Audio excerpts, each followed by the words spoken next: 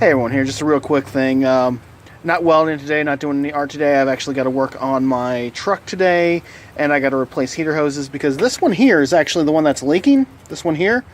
But I decided to do both of them, and I'm glad I did because when I went to pull this one off, look at that shit. I mean, just look at that. In fact, this shit is like fucking hard as hell.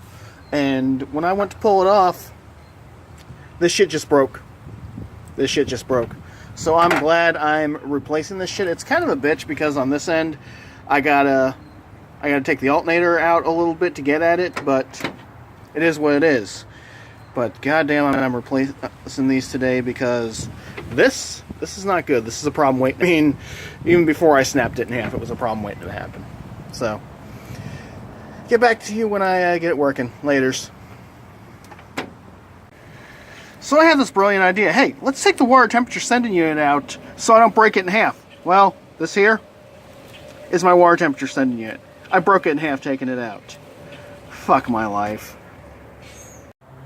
Alright, the old hoses are out. You can see back at the firewall there, that's where they go into the heater core through the firewall.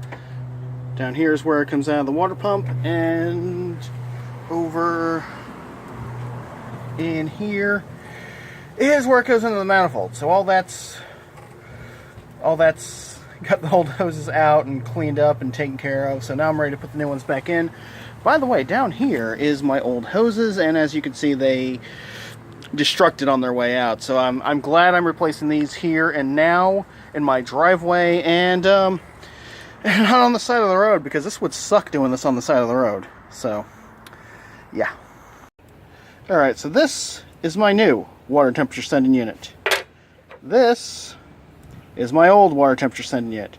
Notice this only has one prong on the inside of it. And, whoa, glad I've got a belly. This has two. So this is a problem. I can't use this because the plug this goes into, hold on, I'm trying to grab my part. The plug this goes into has, let me go over here and get it,